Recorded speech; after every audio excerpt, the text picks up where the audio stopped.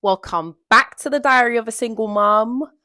Guys, I know, I haven't posted for about a month and I just feel so guilty. So I just wanted to apologize to you guys for not posting for about a month. It's very difficult to keep everything in balance. And I just believe, like, I genuinely know now that, like, being a single mom, there's no such thing as balance. I feel like if you're focusing on your work, for example, or you've got some deadlines to commit to, I feel like there will be something in your life that will suffer. For example, if I'm focusing on my deadlines, I feel like I'll be spending less time with my kids, and or the house won't be as tidy. And guys, I've also recently just started therapy again. So I'm a big advocate for therapy, like sessions.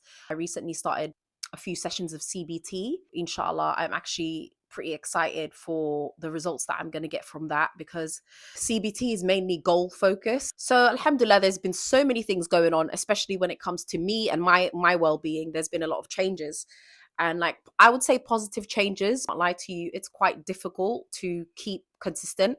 So anyways, that's that. Today's topic is going to be about trauma bonds.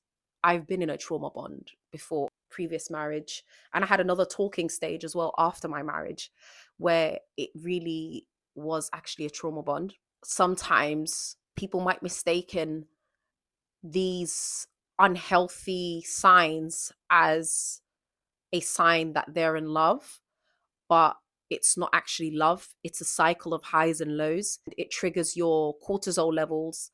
And then when the person is, like, more affectionate towards you and getting closer to you again, what it does is it spikes up your reward system. If I smoke a cigarette, for example, right now, and I'm addicted to cigarettes, anytime I smoke a cigarette, it's going to associate feelings of pleasure with the cigarette. It's like that. It's crazy, because there was this research that shows that a trauma bond lights up the dopamine receptors in your brain, similar to a drug addiction. So cocaine users, for example, whenever they use cocaine, it lights up those, reward systems in their brain.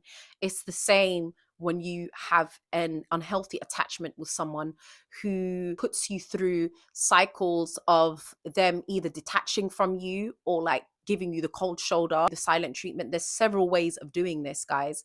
And then later on, afterwards, your fight or flight system will be turning on and you'll be running after them. When your fight or flight system lights up, which is the amygdala, is the, like, emotional part of your brain, rational thinking goes out of the window. You literally start to try to make amends with this person, or even apologize when you haven't done anything wrong, just so that you can reconcile with them and you can feel that feeling of dopamine, or that feeling of safety again, which is an illusion, because this person is not safe.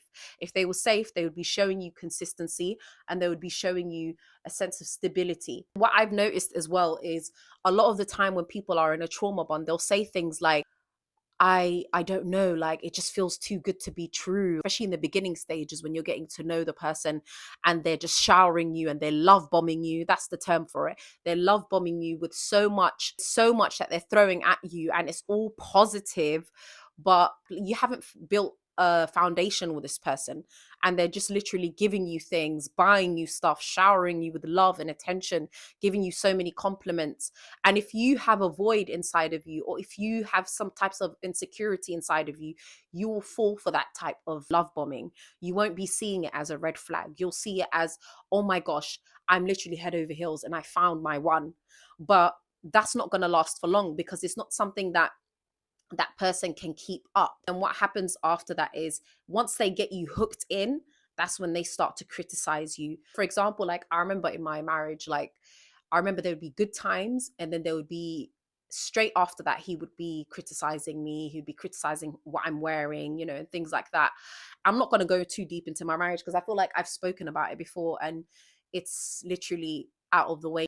It does link to a lot of the things that I'm talking about here, especially the devaluing phase, when the person is constantly criticizing you or finding fault in you, that they will make you feel like you're not good enough, or like you need to try harder, or you need to do more to win this person's affection. And that's exactly where they want to keep you. That's exactly where they want to place you. So a trauma bond is a mix of fear and dependency that one person in particular gets stuck in that cycle and the other person will be the abuser. And it's crazy that I'm saying abuser because it doesn't have to be physical. Sometimes it's not something that shows like outwardly, and you might be thinking to yourself, oh, this is not abuse, like this is just his personality, or I did something wrong. Like oftentimes a lot of people that are in a trauma bond, the person who's being abused will see it as their fault, or they'll see it as, oh, what did I do wrong, like what can I do to make it better, like how can I refrain from this happening again, like how can I stop it from happening again. But this is a cycle that's going to happen regardless. A lot of times people blame themselves, but in reality it is a trauma bond because a person is using a mix of fear and getting you to depend on them, and then you get wrapped up in this cycle and you start to feel like you need this person, and they become almost like an addiction. So researchers have shown that there is a link between substance abuse and a trauma bond.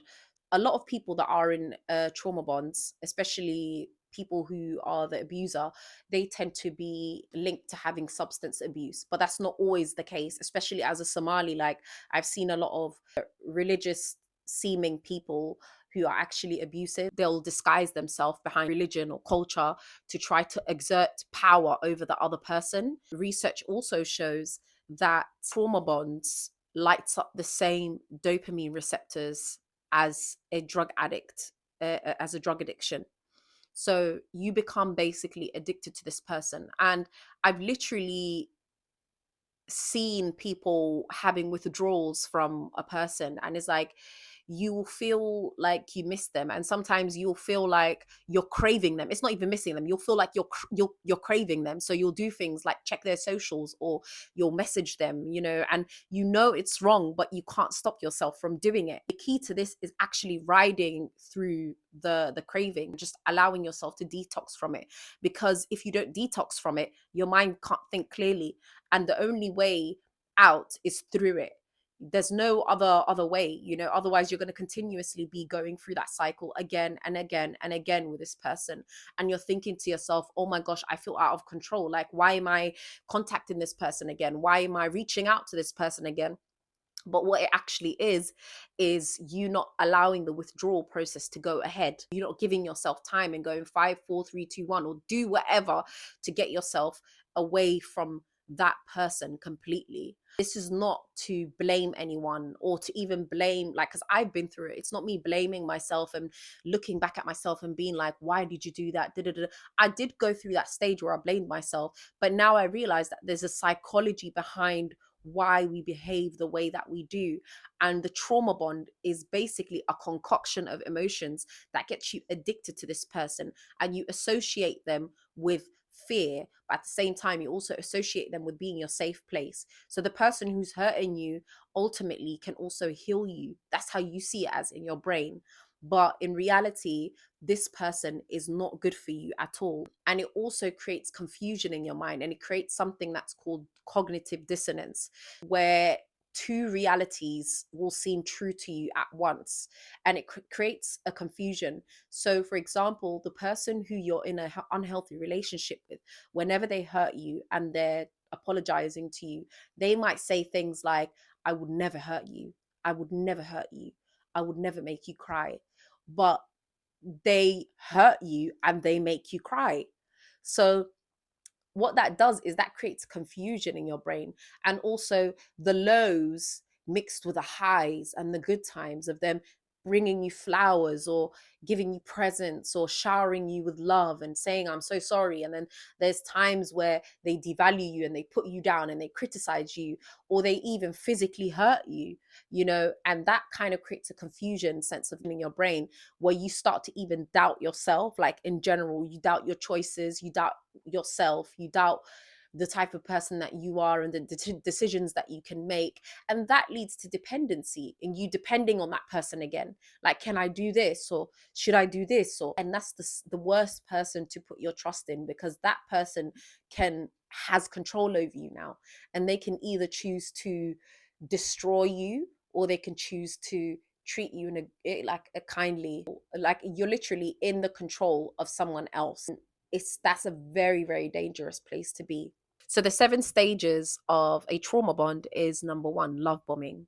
What the abuser will do, or the person who's trying to get you hooked, is they will start to love bomb you. They will be really lovey-dovey with you. They'll say things to you like, I've never met anyone like you, or make you feel like this is a special connection, or type of otherworldly connection, or those other types of things that you usually hear when someone is in the first stage of love bombing. So this person will shower you with gifts. I remember this girl told me that on her first date of getting to know a guy, he basically brought her some really expensive trainers, right? And he knew her size, and she was just thinking to herself like, what the hell, but thankfully that girl, she's so clued up. Yeah, in her head she was thinking, number one, how did you know my size, and number two, like, this is the first time meeting you, like, why are you getting me Jordans? So what she did was she was just like, okay, and then they went on a date, but she cut him out real quick. And not only that, she also like felt really weird vibes during the date, which she didn't really go into. They'll try to figure you out and see what you like and what you don't like, and they will get you the things that you like. They'll make you feel special. They'll make you feel like the most beautifulest person in the world. And they'll make you feel wanted and seen and heard. And you'll think to yourself, oh my gosh, I am literally connected to this person. In reality, what they're doing is they're mirroring you. Essentially, they're seeing your reactions, they're seeing what you like, and they're literally reflecting that back to you. But one time I heard from somewhere that someone was like, it's like you're falling in love with yourself because they're mirroring you. They're literally mirroring you. So crazy. The second stage is trust and dependence. They will try to gain your trust, and they will do things for you to make you feel like, oh my gosh, I can really depend on this person. They might help you come up with a business idea, or paying your bills, or make you feel like, okay, I need them. What I've experienced as well is the abuser will develop your trust and dependence through asking you things about your personal life. And I can't lie to you, guys. I say this all the time, is when you're getting to know someone, right? Never, ever, ever tell them about your trauma, about your family, about this, about that. I find it difficult saying this, because I know that there are certain circumstances where there are people that don't have a support system at all, and as soon as they fall in love with someone, they feel like they can fully trust them, and they tell them everything that they've been through, and like how abusive their father was or how abusive their mother was. It's a dangerous game to play when you do that, because it's like this person can use that against you later on. I've literally had to learn it the hard way. This person tried to gain your trust and your dependence by asking you things about your personal life so that they can later use that against you. Stage 3 is criticism and devaluation. So when it comes to criticism and devaluation, a person will criticize you, make you feel small, or they'll say a few things that will make you feel like, you'll start questioning yourself, or you'll start feeling like you're not attractive, or you'll start feeling like you're not good enough, or you'll start feeling like, you need to try harder. That's the whole point of the criticism and the devaluation, is making you feel like you're worthless.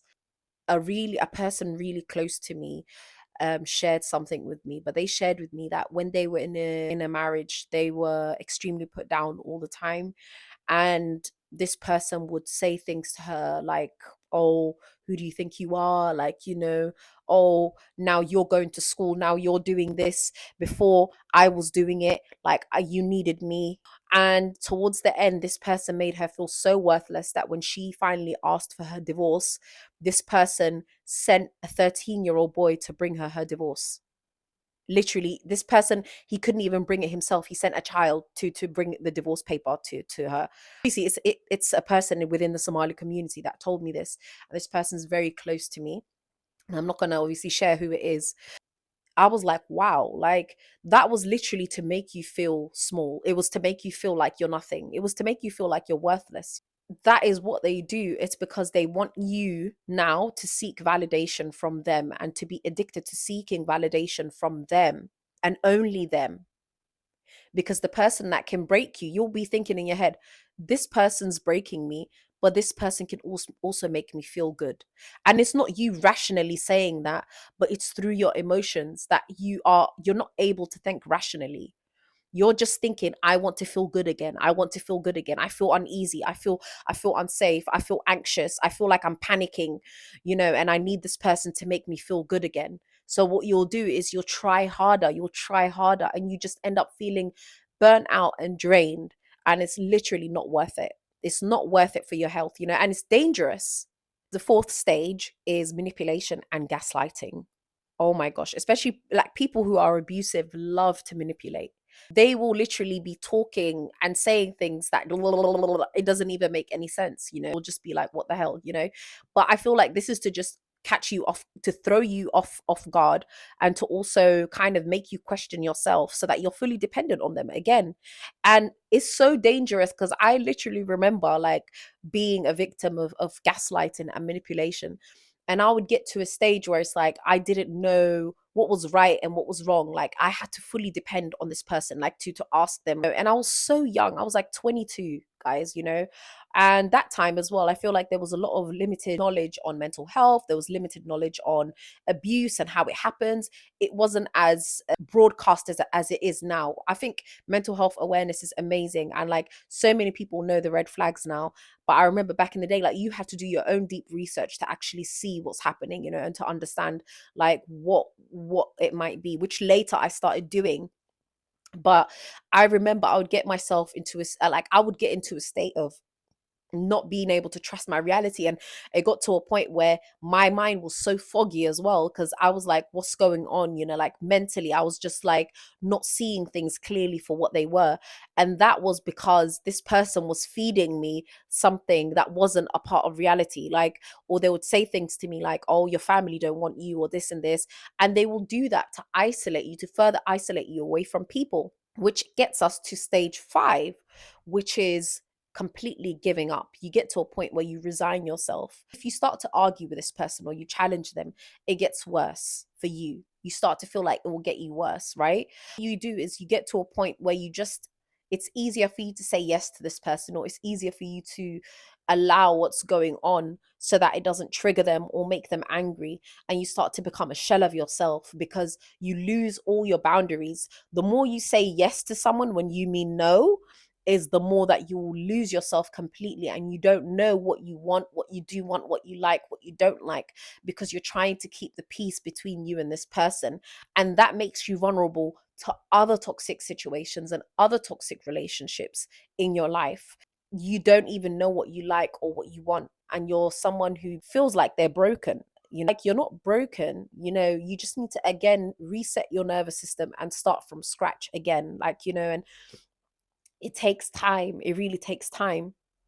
And obviously this video is going to be really long, but I'll make another video of how to break free from a trauma bond relationship. But these are the signs. The stage 5 is when you completely give up and you're just like, you know what, like I would rather say yes to this person and allow them to do what they're doing than actually cause a fuss or cause a fight, and you'll see it as a fuss, but it's actually your right. You have every right to speak your mind. You have every right to say, no, I don't agree with that.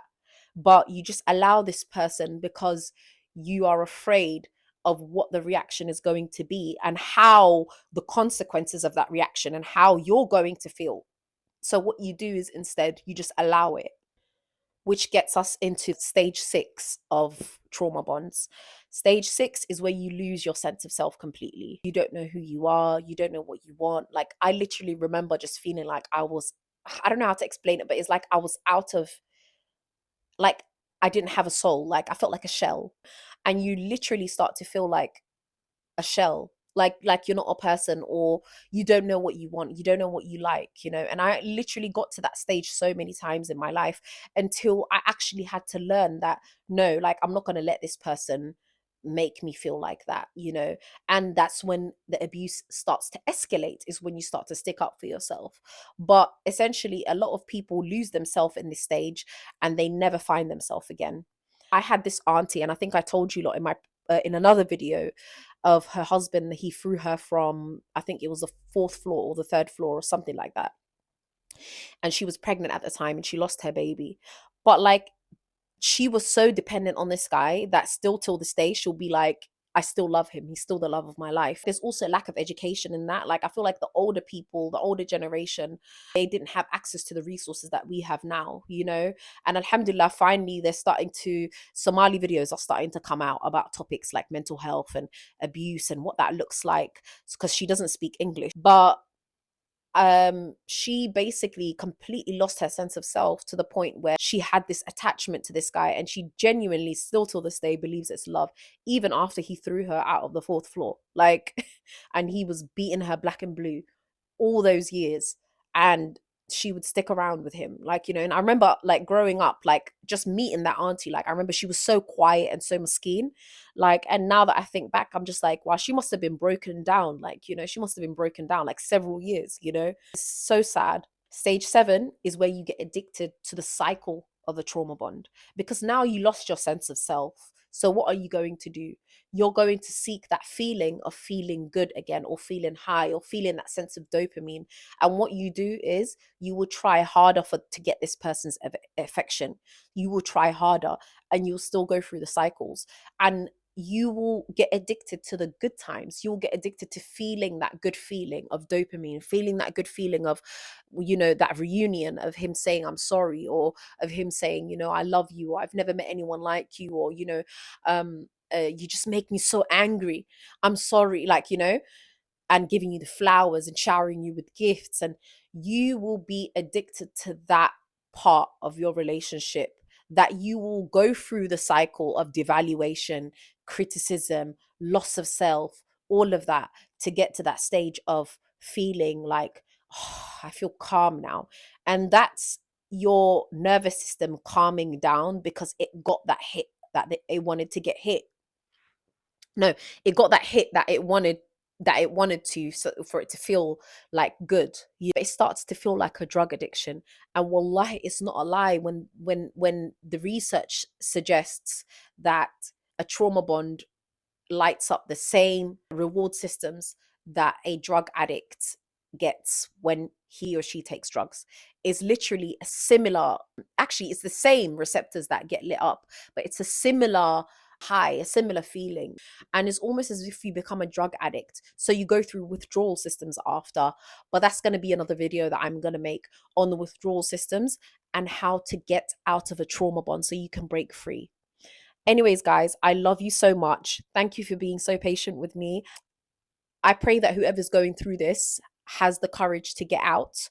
And if you feel like you can't get out yet, please don't blame yourself. Everybody needs to go through their process, you know?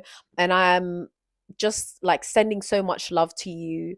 So I hope this reaches the right person. But, anyways, guys, please click like, comment, and subscribe. Bye.